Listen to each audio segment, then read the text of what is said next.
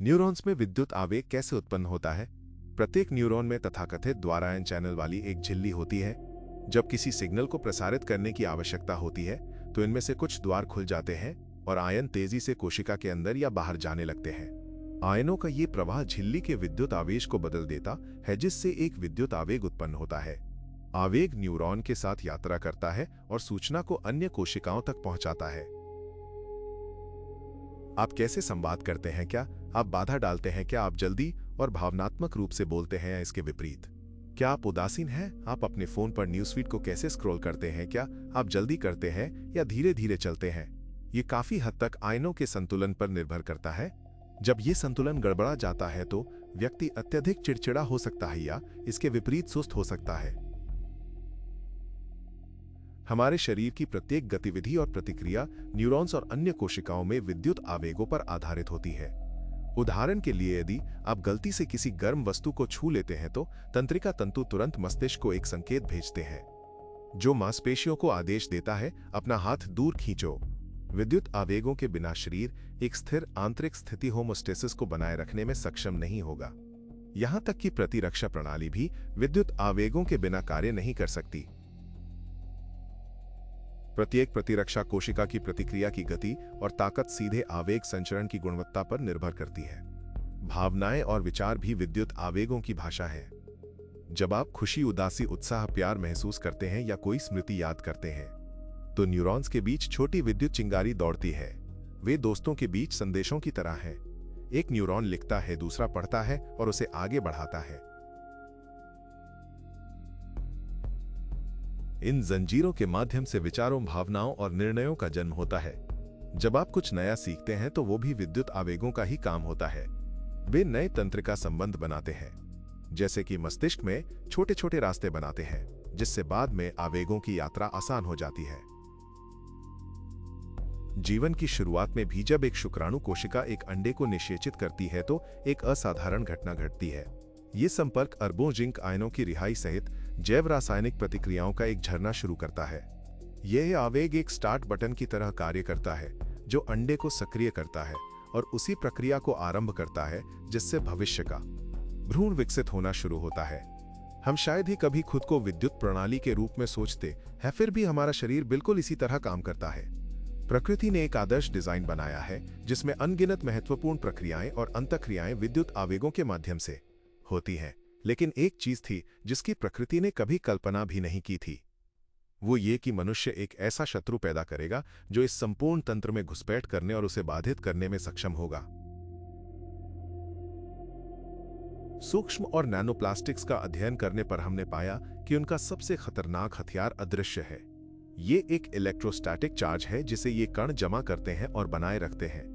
ये आवेश हमें जीवन की नींव कोशिका से शुरू करके भीतर से नष्ट करना शुरू कर देता है।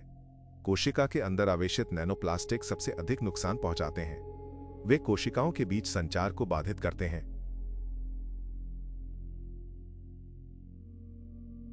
आत्मविनाश कार्यक्रमों को ट्रिगर करते हैं और कोशिकाओं को जीवन को बनाए रखने के लिए ऊर्जा उत्पन्न करने की उनकी क्षमता से वंचित करते हैं। सवाल यह है कि प्लास्टिक ऐसा कैसे करता है? सूक्ष्म और नैनोप्लास्टिक शरीर की कोशिकाओं को कैसे नुकसान पहुंचाते हैं? न्यूरॉन्स के बीच बातचीत का विघटन। अत्यंत छोटे आकार में इलेक्ट्रोस्टैटिक चार्ज नैनोप्लास्टिक कणों को मानव कोशिकाओं के अंदर प्रवेश करने की अनुमति देता है। कोशिका क्रिया पर नैनोप्लास्टिक्स के प्रभाव को न्यूरॉन्स तंत्रिका तंत्र की कोशिकाओं में स्पष्ट रूप से देखा जा सकता है, क्योंकि उनका कार्य सीधे विद्युत संकेतों के उत्पादन और संचरण से जुड़ा होता है। भौतिक और गणितीय विज्ञान के डॉक्टर और यूरोपीय प्राकृतिक विज्ञान अकादमी के सदस्य वालेरी एटकिन इस बात पर जोर देते हैं कि तंत्रिका कोशिकाओं पर नैनोप्लास्टिक्स का प्रभाव सबसे बुनियादी स्तरों पर प्रकट होता है। नैनोप्लास्टिक्स कई माध्यमों से तंत्रिका आवेगों की उत्पत्ति और संचरण को महत्वपूर्ण रूप से प्रभावित करता है। तंत्र जो आयन परिवहन और शरीर में तंत्रिका संकेतों को प्रसारित करने के लिए जिम्मेदार न्यूरॉन्स की विद्युत गतिविधि को बाधित करते हैं। प्रत्येक न्यूरॉन एक लघु बैटरी की तरह कार्य करता है। ये अपनी झिल्ली के अंदर और बाहर के बीच विद्युत आवेश में लगातार अंतर बनाए रखता है।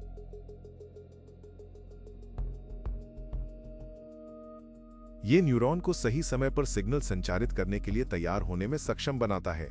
आवेशित नैनोप्लास्टिक इस नाजुक संतुलन को बिगाड़ देता है, जिससे कोशिका अप्रत्याशित व्यवहार करने लगती है। एक न्यूरॉन समय से पहले सक्रिय हो सकता है, जैसे बिना आदेश के टिमटिमाती हुई रोशनी, या इसके विपरीत जरूरत पड़ने पर सिग्नल संचारित करने में विफल हो सकता है। इस तरह के हस्तक्षेप से संपूर्ण तंत्रिका नेटवर्क का संचालन बाधित हो जाता है, जैसे किसी शहर में बिजली गुल हो जाती है, जहां पड़ोस में एक के बाद एक अंधेरा हो जाता है, जिससे ब्लैकआउट हो जाता है। इसके अलावा, जैसा कि गुआंगझो में दक्षिणी मेडिकल विश्वविद्यालय के चीनी वैज्ञानिकों द्वारा किए गए शोध से पता चला है, नैनोप्लास्टिक आयन चैनलों के संचालन में हस्तक्षेप करता है। इलेक्ट्रोस्टैटिक चार्ज रखने वाला नैनोप्लास्टिक इन चैनलों के साथ बातचीत कर सकता है और उनकी संरचना को बदल सकता है। परिणाम स्वरूप गेट खुलने में विफल हो सकते हैं या बहुत लंबे समय तक खुले रह सकते हैं। ये पूरे तंत्रिका तंत्र में सामान्य सिग्नल ट्रांसमिशन को भी बाधित करता है। जब चार्ज किए गए झिल्ली लिपिड के साथ इलेक्ट्रोस्टैटिक इंटरैक्शन होते हैं, तो वे झिल्ली के भीतर चार्ज लिपिड और प्रोटीन के पुनर्वितरण का कारण बनते हैं, जिससे इन लिपिड झिल्ली की कार्यक्षमता खराब हो जाती है।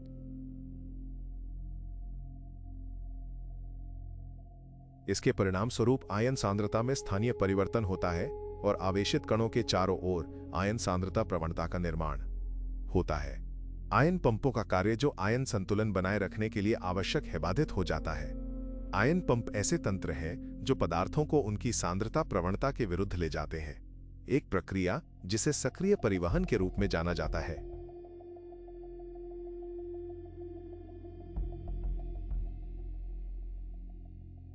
जब ये प्रक्रियाएं असंतुलित हो जाती हैं, तो उनमें ऊर्जा जमा हो जाती है, जिसे बाद में जैविक प्रणालियों द्वारा कार्य करने के लिए उपयोग किया जा सकता है, और इसलिए इन पंपों का काम बाधित हो सकता है। फिर भी ये जैविक गतिविधि के अंतर्निहित मुख्य तंत्रों में से एक है।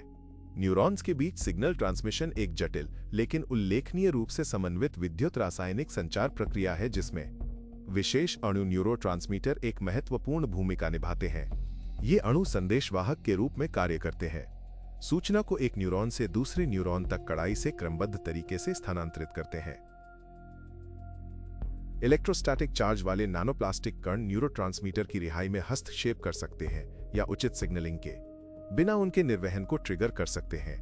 परिणाम स्वरूप मस्तिष्क में अराजक और झूठे संकेत उभरते हैं, जैसे कि तंत्रिका तंत्र अब ये अंतर नहीं कर पा रहा है कि कौन से संदेश भेजें, कब भेजें या उन्हें कहां जाना चाहिए। न्यूरॉन्स के बीच संचार में कोई भी व्यवधान अनिवार्य रूप से हमारी मानसिक स्थिति को प्रभावित करता है। यदि आप स्वयं को भुलक्कड़ या अनुपस्थित दिमाग वाला पाते हैं, यदि आपको साधारण चीजों पर भी ध्यान केंद्रित करने या याद रखने में कठिनाई होती है, यह एक संकेत हो सकता है कि तंत्रिका कनेक्शन का क्षरण पहले ही शुरू हो चुका है। नैनोप्लास्टिक्स न केवल न्यूरॉन्स के बीच संचार में हस्तक्षेप करते हैं, बल्कि वे सीधे कोशिकाओं में प्रवेश करते हैं और यहां तक कि उनके आत्मविनाश को भी ट्रिगर करते हैं। कोशिकाएं आत्मविनाश की प्रक्रिया शुरू कर देती हैं। प्रत्येक कोशिका लगातार विशिष्ट अणुओं का उत्पादन करती है, जिन्हें प्रतिक्रियाशील ऑक्सीजन प्रजाति के रूप में जाना जाता है। ये अणु वृद्धि, विभाजन और क्रमादेशित कोशिका मृत्यु की प्रक्रियाओं में भाग लेते हैं। सामान्य परिस्थितियों में उनके स्तर को कोशिका की रक्षा प्रणाली एंटीऑक्सीडेंट्स द्वारा नियंत्रित किया जाता है, जो क्लीनर के रूप में कार्य करते हैं। एंटीऑक्सीडेंट तेजी से अतिरिक्त प्रतिक्रियाशील ऑक्सीजन प्रजातियों को निष्क्रिय कर देते हैं, जिससे वे जीव को नुकसान पहुंचाने से बचते हैं। जब कोई कोशिका उत्तेजना जैसे संक्रमण, चोट या विषाक्त पदार्थों के संपर्क में आती है, ये प्रतिक्रियाशील ऑक्सीजन प्रजातियों के ऊंचे स्तर का उत्पादन करता है, जो अधिक मात्रा में महत्वपूर्ण सेलुलर संरचनाओं को नुकसान पहुंचा सकता है। इससे ऑक्सीडेटिव तनाव होता है, जो कोशिका के भीतर एक प्रकार का रासायनिक हमला है। क्षति और ऑक्सीडेटिव तनाव के जवाब में एक प्राकृतिक रक्षा तंत्र है, सक्रिय सूजन। इसका उद्देश्य चोट के स्रोत को खत्म करना और संतुलन बहाल करना है। हालांकि इलेक्ट्रोस्टैटिक रूप से चार्ज किए गए नैनोप्लास्टिक के मामले में यह तंत्र ठीक से काम करना बंद कर देता है। प्लास्टिक के कण कोशिका के अंदर रहते हैं और लगातार जलन पैदा करने का काम करते हैं। सूजन कम नहीं होती और पुरानी हो जाती है। परिणाम स्वरूप डीएनए, प्रोटीन झिल्ली और अन्य प्रमुख सेलुलर संरचनाएं क्षतिग्रस्त हो जाती हैं। अंततः कोशिका या तो ठीक से काम नहीं कर पाती या अपना आत्मविनाश शुरू कर देती है। हमने उल्लेखनीय अध्ययन किया है और पता लगाया है कि प्लास्टिक स्वयं को साइटोप्लाज्म के अंदर समाहित कर लेता है। साइटोप्लाज्म में ऑर्गेनेल छोटी संरचनाएं होती हैं जो कोशिका को जीवित और कार्यशील रखती हैं। प्लास्टिक साइटोप्लाज्म में चला जाता है और वहीं रह जाता है। ये एक झिल्ली से घिर जाता है। कोशिका झिल्ली के समान कोशिका इसे अलग कर देती है क्योंकि वो इसे नष्ट करना चाहती है। और ये एंजाइम और अन्य पदार्थों का उत्पादन शुरू कर देता है जिनका उपयोग कोशिका सामान्य रूप से तब करती है जब उस पर रोगाणुओं, वायरस, बैक्टीरिया या एंटीजन का आक्रमण होता है। लेकिन उन प्राकृतिक आक्रमणकारियों के विपरीत प्लास्टिक अविनाशी है, जैसा कि हमने कहा। तो कोशिका अनिवार्य रूप से दीर्घकालिक तनाव के अधीन होती है और अंततः रोगग्रस्त हो जाती है।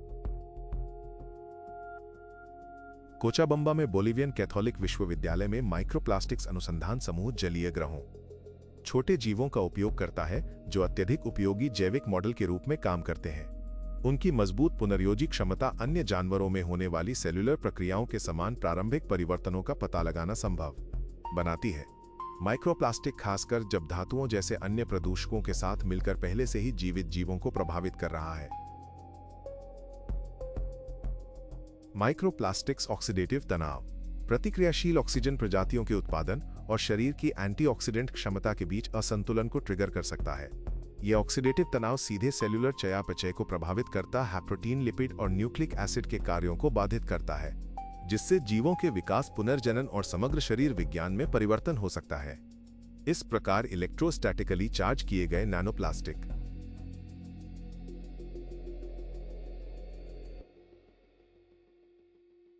के संपर्क में आने से ऑक्सीडेटिव तनाव सूजन होती है और परिणाम स्वरूपन केवल न्यूरॉन्स बल्कि अन्य प्रकार की कोशिकाओं की भी मृत्यु हो जाती है।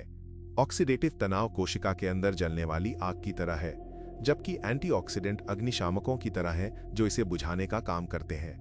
ध्यान दें कि नैनोप्लास्टिक्स आग के लिए ईंधन के रूप में कार्य करता है, इसे तब तक पोषित करता रहता है जब तक कि कोशिका भीतर से जल ना जाए। फिर भी कोशिकाओं के अंदर सभी नैनोप्लास्टिक्स ऐसा नहीं करते। वे कोशिका के बिजली संयंत्रों माइटोकॉन्ड्रिया को भी नष्ट कर देते हैं। प्रत्येक कोशिका माइटोकॉन्ड्रिया द्वारा उत्पादित ऊर्जा के कारण जीवित और कार्य करती है। वही ऊर्जा शरीर में कोशिका विभाजन से लेकर हार्मोन संश्लेषण तक की सभी प्रक्रियाओं को संचालित करती है। यहां तक कि जिन विद्युत आवेगों के बारे में हम बात कर रहे हैं, वे माइटोकॉन्ड्रिया से मिलने वाली ऊर्जा पर निर्भर करते हैं। और ये वास्तव में जीवन का ये महत्वपूर्ण स्रोत है जिसने नैनोप्लास्टिक्स पर हमले का आरोप लगाया।